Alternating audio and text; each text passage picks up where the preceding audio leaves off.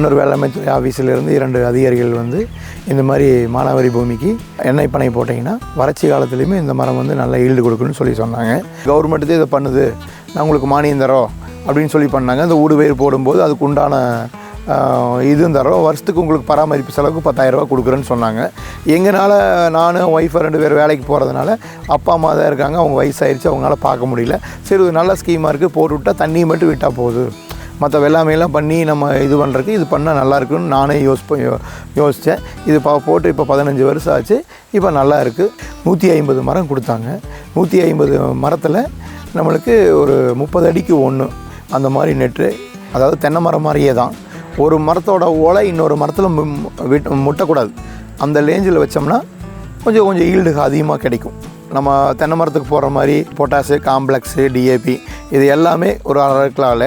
அப்புறம் மக்கும் குப்பை, அந்த மாதிரி குப்பை கொஞ்சம் உள்ளே போட்டு மண்ணை போட்டு மூடிட்டோம்னா ஓரளவுக்கு சீக்கிரமாகவே வரக்க ஆரம்பிச்சு. 4 வருஷத்துக்கு நம்ம பராமரிக்கணும். 4 வருஷத்துக்கு அப்புறம் ஈல்டு வந்துடும். ஈல்டு வந்ததுன்னா நம்ம அந்த ஈல்டை வெளியே எடுத்து கொடுத்தோம்னா அவங்க கிலோவுக்கு இப்போதைக்கு 18 ரூபா போட்டு தர்றாங்க.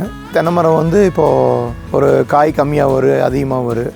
இப்போ இது வந்து பார்த்திங்கன்னா ஒரு மரத்துக்கே வந்து மாதத்துக்கு ஒரு 2 கொலை 3 கொலை கிலோ வந்து 25 கிலோவுக்கு மேலே வரும். 25 கிலோன்னா ஒரு 20 ரூபா அப்படின்னு போட 25 கிலோவுக்கு நம்மளுக்கு வருமானம் ஜாஸ்தி. தேங்காய் அப்படிங்கிறது திடீர்னு ரேட் கம்மியாகுது. இது வந்து இப்போதைக்கு நிர்ணயமான விலை கொடுக்குறாங்க. தென்னை மரங்கிறது அப்படி இல்லை, நோய் தாக்குச்சுன்னா போயிடும். இது நோய் தாக்குனாலும் நம்ம ஈஸியாக கண்ட்ரோல் பண்ணிக்கலாம். தென்னை மரத்துக்கு தண்ணீர் கொஞ்சம் அதிகமாக வேணும், இது தண்ணீர் கொஞ்சம் கம்மியாக வேணும். தண்ணி இல்லாத காலத்துக்கு இந்த மரம் ஒரு 4 வருஷத்துக்கு உயிரோடு இருக்கும். தென்னை மரம் அப்படிங்கிறது இருக்காது. 145 மரம் அப்படிங்கிறது மாதத்துக்கு 50 மரம், அடுத்த மாதம் 50 மரம், அடுத்த மாதம் 50, இப்படி ரொட்டீனாக வந்து நம்ம வெட்டி கொண்டனால மாதம் வருமானம் பார்க்குறோம். அப்போ நம்மளே வெட்டி கொண்டு போய் அந்த ஆஃபீஸர் அதிகாரிகள் இருக்காங்க, அங்கே கொண்டு போய் கொடுத்தோம்னா அவங்க வெயிட் போட்டு உங்களுக்கு இவ்வளோலாம் வந்திருக்குன்னு சொல்லி அவங்க எண்ணெய் ரிஃபைன் பண்ணுறதெல்லாம் அவங்க பண்ணிக்குவாங்க. பாமாயில் மரத்தில் எண்ணெய் பனை பழம் ஒரு கொலையாக வரும். வெளியில் இருக்கிற தோல் தனியாக எண்ணெய் எடுக்கலாம், உள்ளே ஒரு பருப்பு இருக்குது, அதில் தனியாக எண்ணெய் எடுக்கலாம்.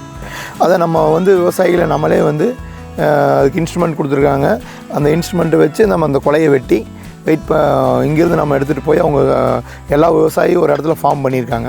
அந்த விவசாயி கிட்ட போய் நம்ம விவசாயிகள்லாம் வந்து ஒன்று சேர்ந்து ஒரு ஆஃபீஸர் வருவாங்க, அங்கே போய் வெயிட் போட்டு நம்ம கொடுத்துட்டோம்னா இவ்வளோக்கெலாம் வந்திருக்குன்னு பில் கொடுத்துருவாங்க. அடுத்த மாதமே நம்ம அக்கௌண்ட்டில் பணம் போட்டுருவாங்க. அதாவது இப்போதைக்கு நான் பார்த்திங்கன்னா நான் சரியாக பராமரிப்பு பண்ணாதனால எனக்கு இப்போதைக்கு மாதம் 500 கிலோ தான் வருது. 500 கிலோவுக்கு உண்டான வருமானம் எனக்கு மாதம் கிடைக்குது. இதே நான் நல்லா பண்ணினேன் அப்படின்னா மாதம் ஒரு டன் எடுத்தேன்னா எனக்கு மாதம் 20,000 ரூபா கிடைக்கும். மற்ற விவசாயிகள் பண்ணோன்னா கண்டிப்பாக தாராளமாக பண்ணலாம். அதாவது தண்ணி குறைவாக்குறவங்க இந்த மரத்தை நட்டுக்கிட்டு சொட்டு நீர் இருந்ததுன்னா தண்ணி செலவு கம்மியாக இருக்குது, உர செலவு கம்மியாக இருக்குது. இதை பண்ணினாங்கன்னா ஒரு 150 மரம் வச்சாங்கன்னா மாதத்துக்கு குறைஞ்ச ஒரு 40,000 ரூபா வருமானம் பார்க்கலாம். கூட வந்து ஊடுபயிர் போடலாம். ஊடுபயிர் மீன்ஸ் என்னென்னா தென்னை மரம் வைக்கலாம், அது தக்காளி வைக்கலாம், வெண்டைக்காய் வைக்கலாம், பாக்கு மரம் வைக்கலாம். நீங்கள் இன்னொன்று இந்த எண்ணெய் பனைக்குள்ளே நீங்கள் அந்த மசால் புல்லு, கொள்ளு, அவரை, அந்த மாதிரி பனை, இந்த நரிப்பயிறு இதெல்லாம் விதைச்சி விட்டிங்கன்னா மாடுகள் உள்ள மேய்ச்சிக்கலாம், ஆடுகள் உள்ள வளர்த்துக்கலாம். இதன் மூலியமாக நம்மளுக்கு வருமானம் கிடைக்கும். அதாவது இப்போ வந்து சப்போர்ட்டிவாக இருக்குது. தேங்காய் மரம் எப்படிங்க கொஞ்சம் சப்போர்ட்டிவ் மாதிரி, இந்த எண்ணெய் பனைங்கிறது அதை விட கொஞ்சம் அதிக வருமானம் கிடைக்கிற மாதிரி நல்லா சப்போர்ட்டிவாக இருக்குது.